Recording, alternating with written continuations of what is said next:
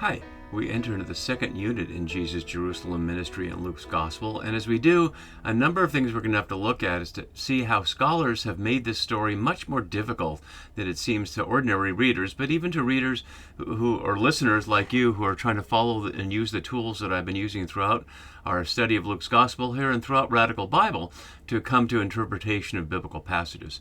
So if you haven't looked at the introductory video to this unit here of Jesus' Jerusalem ministry, I strongly encourage you to do so, where we go over a number of things that I'll just touch on briefly here, including the fact that, as you can see on the right side of the screen, that Mark, Matthew, and Luke each have different sequences of stories in this unit as Jesus arrives in Jerusalem.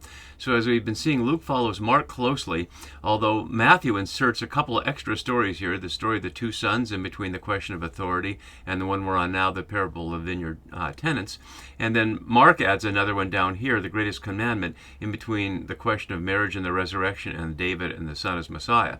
So as a result of this, Luke is able to shape this into a chiasm, as you can see here, so having the 5 parts. And that's already anticipating something that scholars tend not to do, which is to read the individual story, the one we're on here in 29 to 19, within the structure of Luke's Gospel, whether to see that as part of a chiasm or just broadly to see it echoing throughout Luke, as opposed to what we'll see in a moment, scholars trying to extract it from its synoptic context and attribute some parts of it to the historical Jesus, which results in almost always nonsense, as we'll see in just a moment. So as we enter into Luke's version, some factors that make Luke's different, which is why it's important to read our story within its context. I won't go over this in detail because I did it in the introductory video, but one of the key elements is the focus on Jerusalem throughout. And as my note here has, of 142 mentions of Jerusalem in the New Testament, 91, over 60%, are in Luke Acts. So that's one major factor. Another factor, as I hinted at last time, and I can put up the shape of this here to highlight that the audience throughout here is the scribes and the chief priests and the elders, that is to say the Sanhedrin, but also the Sadducees, but never the Pharisees. And I noted that last time that although Matthew gives a whole chapter in Matthew 23 to woes to the scribes and Pharisees and has them there near the end, and Mark's Gospel also has the Pharisees there, Luke does not. Luke's Pharisees are really a substitute for the wealthy resistors to the gospel in Luke's audience. We were told earlier that they were silver lovers and they're portrayed as greedy and self-interested, which there's no historical basis for associating the Pharisees with.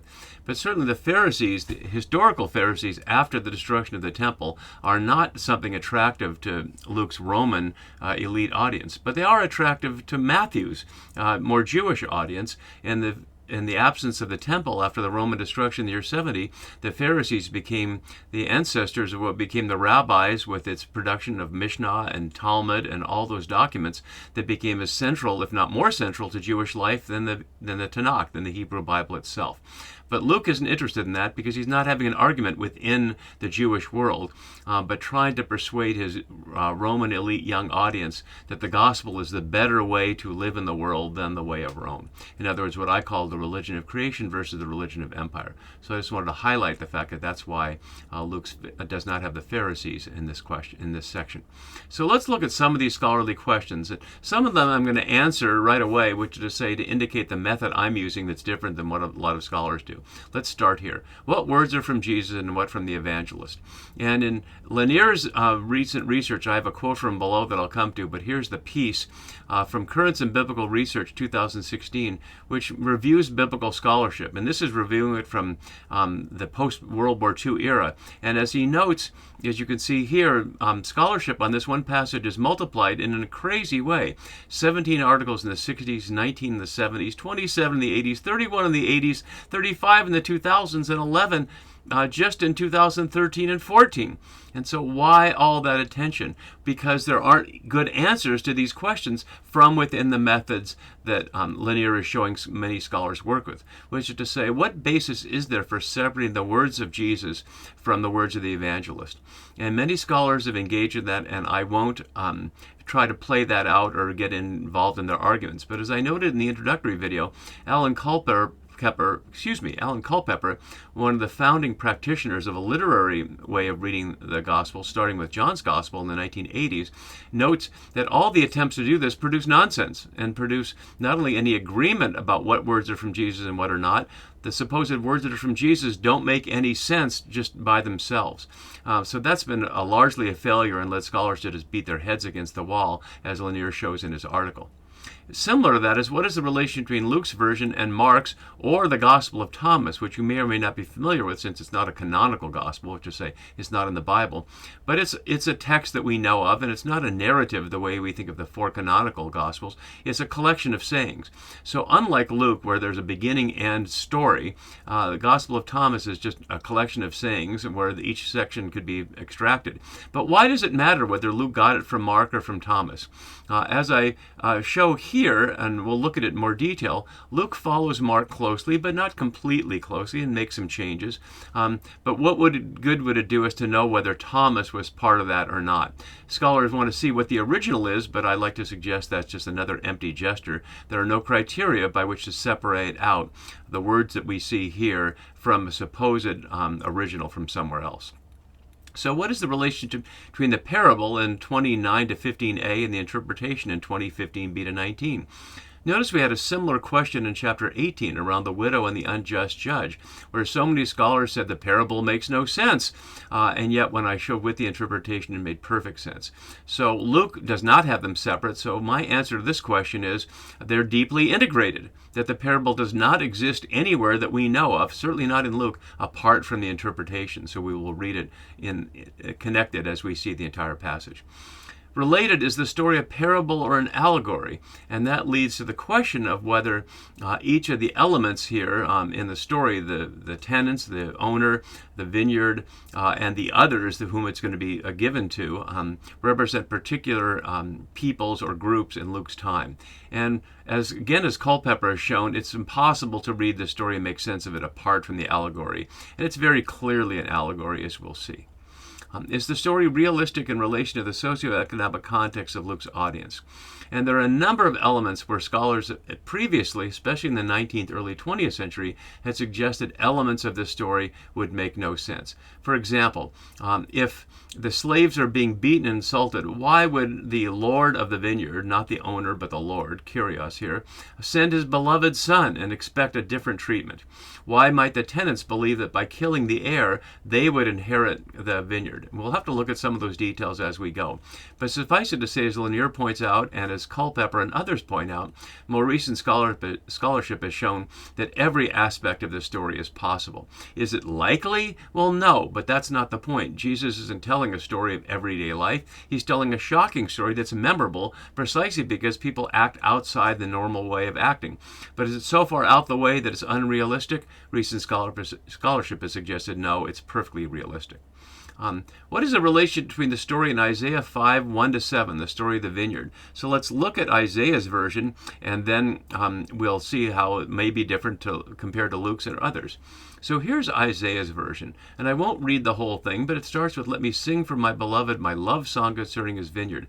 And you can see in the highlighted, bolded elements, the issue is fruitfulness. He expected it to yield grapes, but it yielded wild grapes. And the question is about the vineyard itself. "Judge between me and my vineyard," calling upon the inhabitants of Jerusalem and the people of Judah to do that. And the question of what shall I do has to do with the vineyard and removing it and tearing it down. So Isaiah's focus, as I note down below, is on the fruitlessness of the vineyard and thus the vineyard's future. But Luke's focus is not on that. It's on the violence of the farmers and the need to replace them with better stewards. There's no sense in Luke's version of the story that the vineyard isn't fruitful. And as we'll see, the Isaiah story is more echoing into Luke 13, the story of a tree that needs more manure put around it than the story here. So notice how that's different than what we see in Mark and Matthew. Mark and Matthew both have, or Matthew taking it from Mark, the planted a vineyard, put a fence around it. Mark adds a pit, but for the winepress and the watchtower, which is what we hear here from Isaiah, here the watchtower and cleared it of stones, etc. So Mark's original was closer to Isaiah, but Luke's editing of it here makes it less connected to Isaiah. Another element in which we need to see how Luke is doing what Luke's doing, not just how the story might sound apart from Luke's version of it. And then finally here, if read allegorically, what do the elements, the vineyard, the servants, the Lord of the vineyard, the Son, and the others represent? And we'll look at that next video when we look at the second half and the interpretation part. And as Lanier notes here, in the midst of his long article here, 50-page long article, there are nearly as many proposed readings of the parable of the tenants as there are scholars making them. Which is to say, I think scholars have made it much more difficult by getting into exactly the kind of arguments that scholars get into, but no ordinary reader would ever ask. That doesn't make it a bad question, but methodology is such that if you use a method to try to obtain truth, and the method as practiced by a different group of people is not replicable, in other words, you get different results by each person using it, then maybe it's not exactly a scientific method, and maybe you need to try another method. And that's why I was saying in the introductory video that what I'm doing here is, if we compare it to studying a flower, is studying a flower in its natural ecosystem rather than extracting it and bringing it into the lab. So we're going to read Luke's story here within the ecosystem of Luke's gospel as we see. And in that context, we see this sequence, and then we also see, as I showed last time, this chiastic shape. So what we see here in this one is the question of authority and the fate of Jerusalem and its leaders now, in contrast to what we'll see in the story of the marriage and the resurrection, which is the question of authority and life in the age to come. There, the question of authority is who gets to decide who someone is married to in the life of the age to come. So we see this chiastic parallel that is only made possible because Luke has left out a piece of Mark to make this his own structure here. So let's finally, before we enter into it, let's look at how some elements of Luke's version echo specifically Lucan things. Not just elements in Luke, but things that are uniquely Lucan or almost uniquely Lucan. So we're told that the man who planted the vineyard went to another country, and we see two other references of that, both uniquely Lucan. Here the story of the so-called prodigal son who traveled to a distant country, and here the story of that Jesus told on the edge of coming to Jerusalem against those who thought the kingdom would appear at once, about the nobleman, a code for Herod, went to a distant country to get royal power. So we could consider the three stories of someone going to a distant country in Luke together. The question of the fruit. The New RSV translation says, given the produce of the vineyard, but I highlighted here fruit to hear the echoes of fruit elsewhere in Luke, and this is the one that's closer to Isaiah. So I put the whole story here so you could see that. The fig tree in the vineyard, not looking for grapes, but looking for figs on a tree in the vineyard. And if you haven't watched that video, you can certainly go back and hear what that's about, a fig tree in the vineyard. And he finds no fruit. So there the issue is the tree that's at issue, like the vineyard, although it's not the vineyard, it's the fig tree, and that's what's at issue there. Here, that's plainly not what's at issue. The issue of beating him. Although Mark has the beating, Luke's beating echoes into something unique to Luke, which is that the same word is used to describe beating Jesus. So certainly the idea of the beloved son here, which we see further down below, suggesting that the Son is Jesus. It's hard to imagine how anybody can hear it otherwise, but some scholars have, as we'll see when we get to that point, is that that the Son here plainly is Jesus. The beating echoes or anticipates what we'll hear there. The sent him away empty-handed, which is also once in Mark, but it's twice in Luke, highlighting what we heard from the Sermon on the Plain. Or actually, this is back to the Magnificat, has filled the hungry with good things and sent the rich away empty. And empty-handed and empty are the same word here. So sending away empty. Here, the poor farmers send the son away empty, or the servants away empty, but here the rich are sent away empty. The Lord of the vineyard, as I was noting earlier, not the owner of the vineyard, connects with the Lord of the harvest, which is not unique to Luke. It's in Mark as well, but notice the connection there of Lord of the vineyard and Lord of the harvest. If we're going to try to interpret this allegorically, that certainly suggests that that may be God, but we'll look more in a minute. The repeated question in Luke, what shall I do? Starting with the people who responded to John the Baptist with the crowds and the soldiers and the tax collectors. And then the teacher, what must I do to inherit eternal life? It leads to the Good Samaritan story.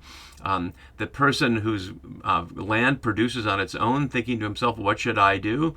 And then the so-called manager of injustice asking, what shall I do? So the many questions, what shall I do, that echo throughout Luke as well.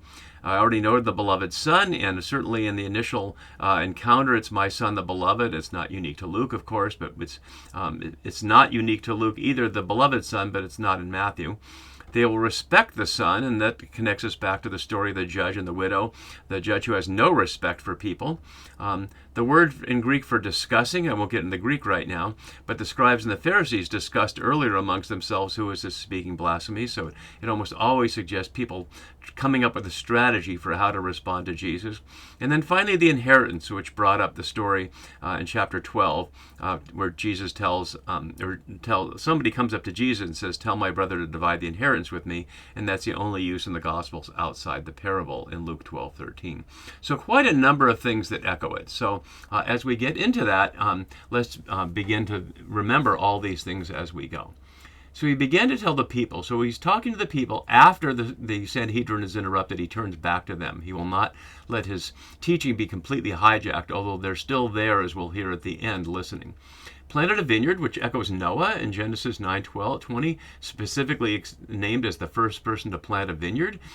Should be associated with that? Well, it's an echo, but not 100% clear about that.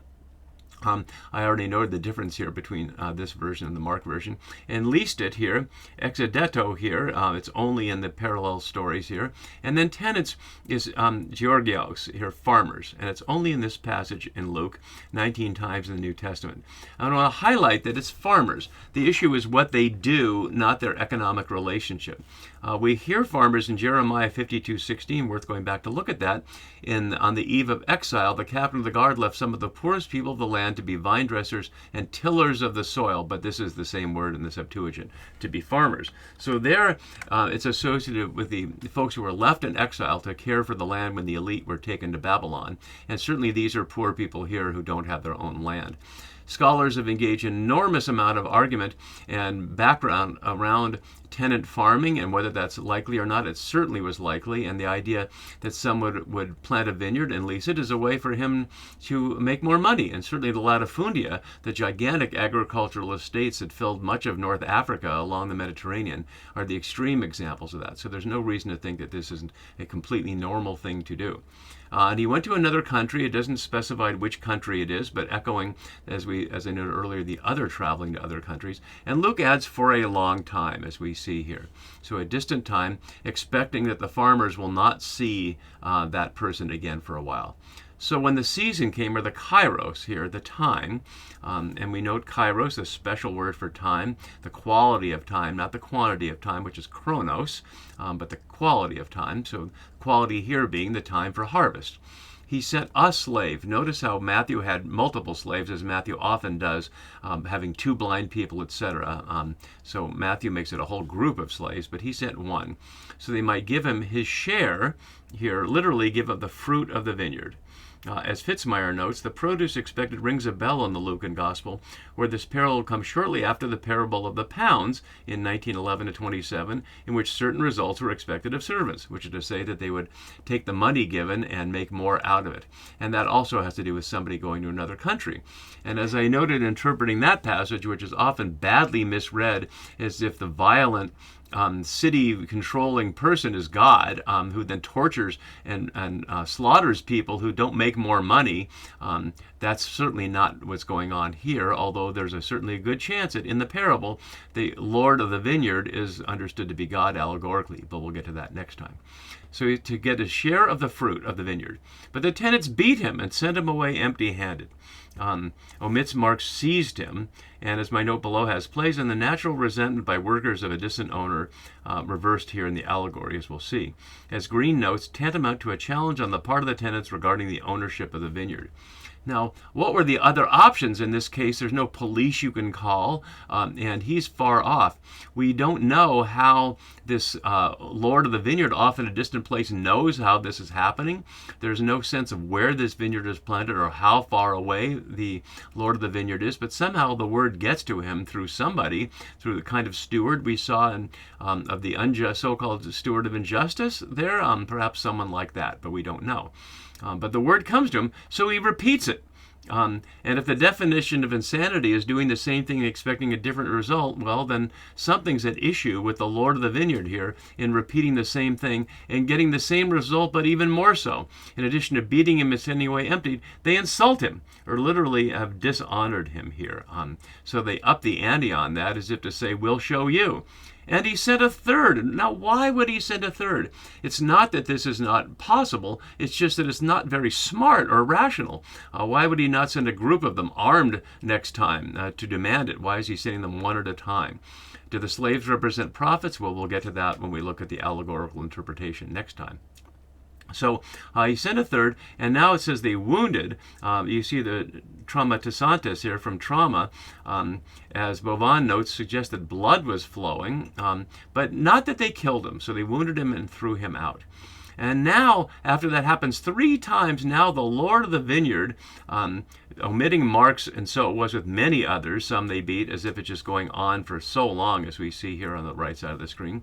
He asked the Lucan question, what shall I do? And his response, again, is not rational. I will send my beloved son.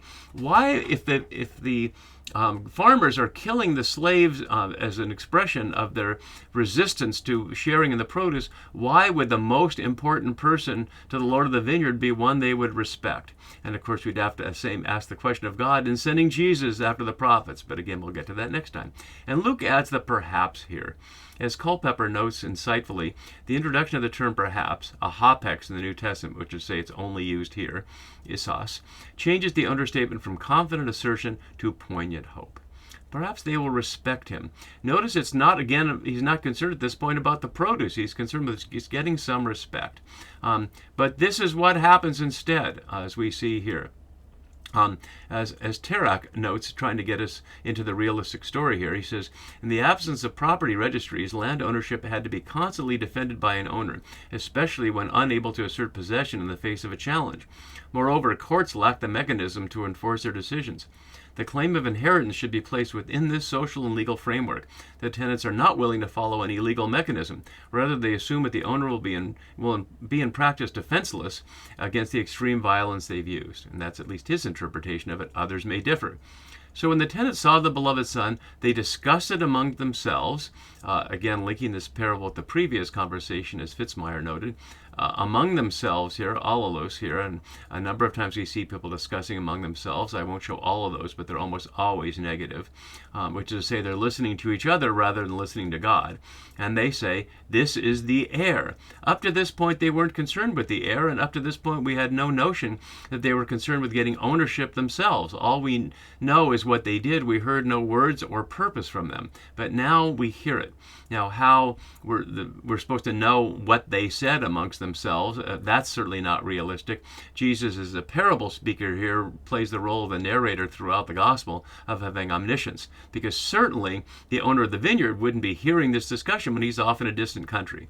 So that's all within the parable reporting format here. So this is the heir. Let us kill him. Echoing what we hear about the brothers and Joseph back in Genesis 37. So they think they would the brothers think they would take Joseph's place, and perhaps that's being an echo here. Perhaps the Genesis echoes are more cogent than the Isaiah echoes. Let us kill him. We've seen killing earlier, and this is our last time in the next verse. So the inheritance may be ours. And many questions of whether that would be effective or not. But is it a matter of effectiveness, or is it a matter of the desperation of poor people to get some share? But if we read it that way, they're the people who our sympathies ought to be with, and as so often in Luke, the rich elite who want to build bigger barns because the land is producing so much, or like the rich man and Lazarus who can't be bothered to care for a poor person at their gate, are usually the people, as we heard early on, who are sent away empty and who Jesus has woes for. But here, it's the farmers themselves who certainly look like they're the problem with their beating and their disrespect and their violence. And so they threw him out of the vineyard and killed him. And that leads to the rhetorical question that will be answered next time, what then will the owner of the vineyard do to him? And to see what Jesus responds to what the owner will do, we'll see that next time. See you then for the interpretation. Bye.